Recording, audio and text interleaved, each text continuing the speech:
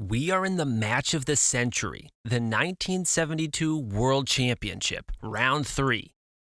With the white pieces, the reigning champion, Boris Spassky, starts with 1d4. The challenger, Robert James Fischer, responds with knight f6.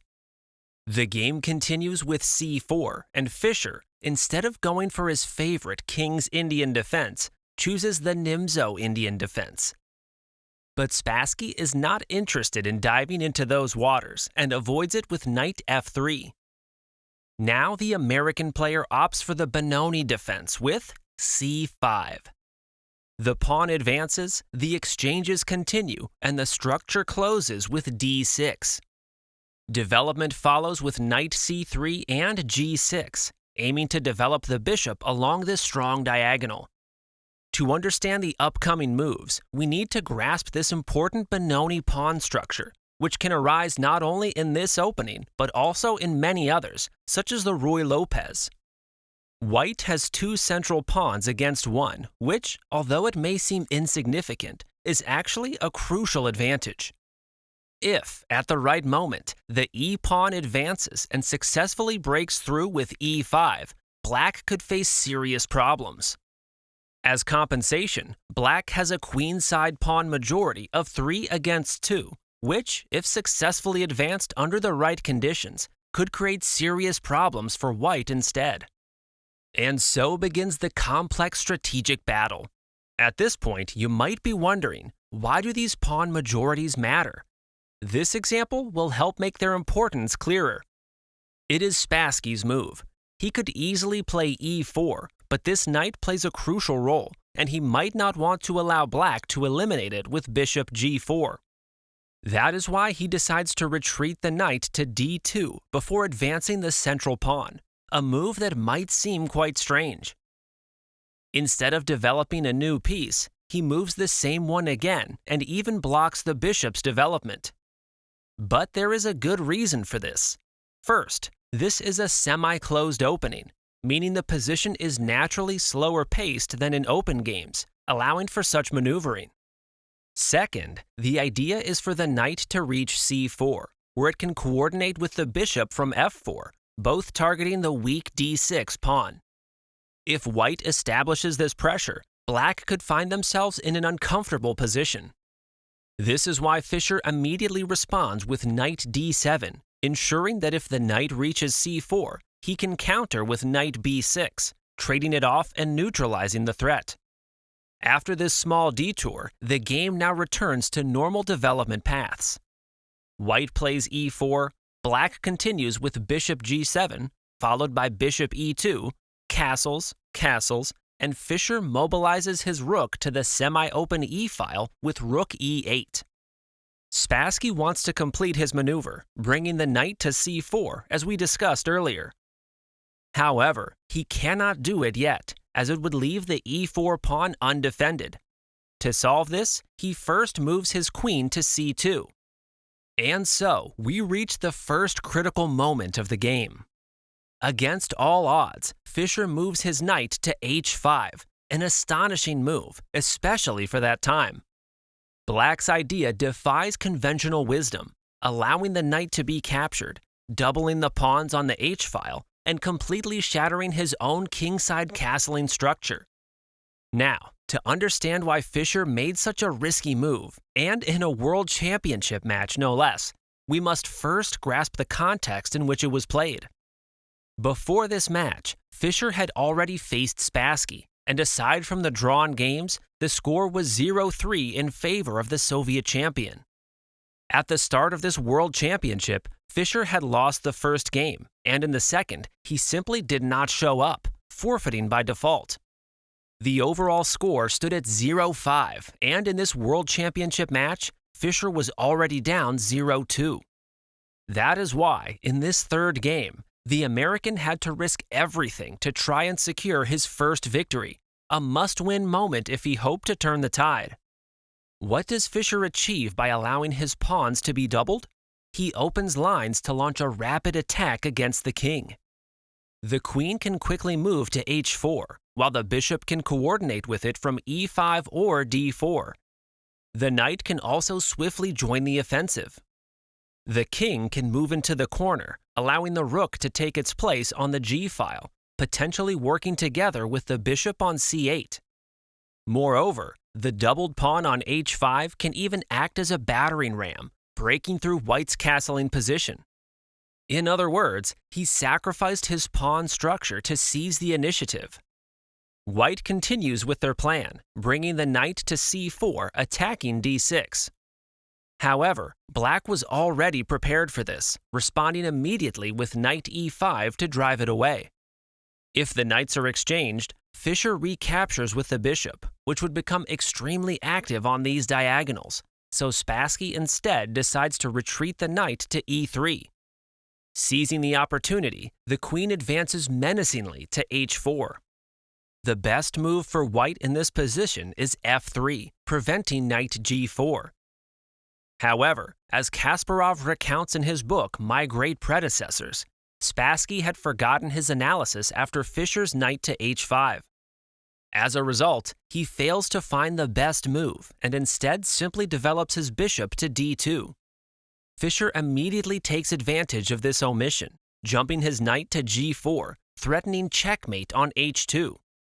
Spassky refuses to weaken his king side with h3, as after an eventual knight exchange, the bishop could later sacrifice itself on h3, completely shattering his king's position. That's why Spassky refuses to make the move. To eliminate the mate threat on h2, he decides to trade knights, after which black recaptures with the pawn, returning it to its original file. White, anticipating a possible bishop e5, plays bishop f4, which also targets the d6 pawn. In response, the queen retreats to f6, both defending the pawn and attacking the bishop. Now, we reach a critical moment in the game.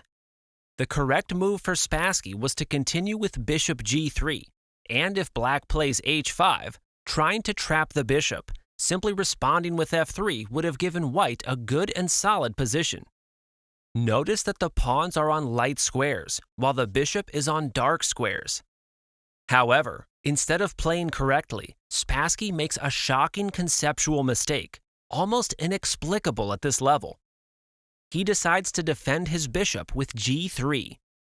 This move is a positional blunder, as the pawn completely restricts white's kingside, severely limiting its mobility. Additionally, this move places the pawns on the same color as the bishop, meaning there is no longer a piece to defend the light squares around the king. Moreover, this move weakens the e4 pawn. But why? Because any pawn that can be attacked and must be defended by pieces instead of another pawn becomes a weakness. The e4 pawn will never again have pawn support, making it a permanent target. As we can see, white gains nothing from this move, while accumulating multiple disadvantages. Now that the game is confined to the king side and center, Fischer shifts his focus to the queen side with bishop d7. This is not just a developmental move. Black threatens to play b5, aiming to initiate actions where they are strongest, on the queen side, thanks to their 3 versus 2 pawn majority. This pawn majority must not be allowed to advance freely, so Spassky tries to prevent it with a4. Now, Fischer does not want to fall into the same trap that white encountered on the king side. If he plays a6 immediately, white would respond with a5, restricting the queen side and freezing black's pawn majority, since advancing would result in an en passant capture, breaking the pawn's coordination. For this reason, Fischer first plays b6. White replies with rook e1. Now it's the right moment for black to play a6, so that after Spassky plays rook e2, Fischer can launch a strong queenside expansion with b5. The American player holds a clear advantage, as it is almost as if they are a pawn up in the position.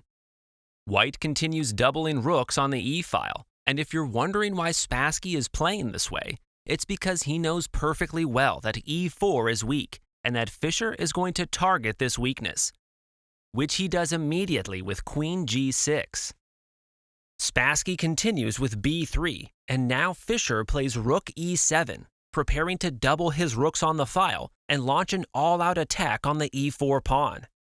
White then moves the queen to d3, putting double pressure on b5. To defend it, black plays rook b8. Now that Fischer has moved the rook off the a file, the Russian champion decides to exchange pawns. Black recaptures with the pawn, maintaining queenside mobility. This pawn mobility is dangerous, as it is unclear when black might unleash it. To stop it, Spassky sacrifices a pawn with b4. If Fischer takes, the knight retreats to a2 with the idea of recapturing on b4 and leaving the b5 pawn completely blocked and isolated. For this reason, the American player does not capture on b4 and instead decides to advance with c4, securing a protected passed pawn, an important positional advantage. The attacked queen retreats to d2, and with its job on b8 complete, the rook moves to e8. Spassky has few active options and simply moves his rook to e3. Fischer could already capture the e4 pawn, and we will see that soon, but first he plays h5. The Soviet champion, completely immobilized, moves his rook back to e2. Black continues with bishop takes c3, eliminating the knight. Once white recaptures with the queen, the defender of e4 is gone, and the pawn falls. All the rooks are exchanged, and after the final capture, the queen recaptures, leading us to a position with bishops of opposite colors. If the queens were off the board, this would likely be an easy draw, even with a pawn down. However, with the queens still on the board, the dynamic completely shifts. This is no longer heading for a draw. Instead, the game is moving toward checkmate, as both sides will target the opponent's weak squares, which the opposite-colored bishop will be unable to defend.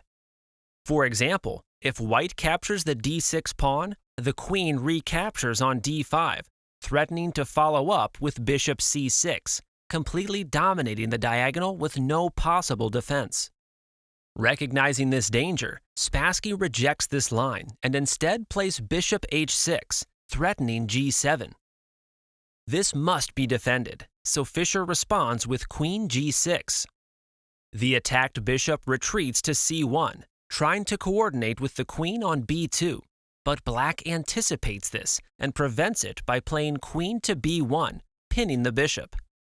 If the king tries to escape the pin with king g2, the bishop moves to f5, aiming to invade with bishop e4. Spassky knows he cannot remain trapped in this web of weak light squares because Fischer will slowly weave a mating net around him. So he makes a desperate decision. He marches his king toward the center with king f1. Despite this, the bishop still reaches f5. The king continues forward to e2, but Fischer immediately delivers a check with queen e4. White blocks the check with queen e3, but the attack continues. The black queen checks again from c2. The white queen remains in defensive mode, moving to d2, but now Fischer plays queen b3, tightening his grip on the position. Spassky not only has to worry about his weak light squares, but also about the advancing c-pawn. For instance, if he plays bishop b2, he immediately falls into checkmate. Queen f3, forcing king e1. Queen h1, forcing king e2. Bishop d3, delivering a check. King to e3, the only move. Queen e4, checkmate. The position is extremely difficult to defend, and instead of playing bishop d2, Spassky tries queen d4, looking for counterplay. If given the chance, he might strike back with bishop b2. But this move also loses due to bishop d3 check. If the king moves to e1, black captures another pawn with check. And if the king moves to e3, then queen d1 follows, threatening both the bishop and checkmate on f3. Seeing no escape, Spassky resigned. With this victory, Fischer defeated Spassky for the first time, marking the beginning of his comeback in the match. The rest of this match of the century will be discussed in upcoming videos. I hope you found the analysis enjoyable. See you in the next one.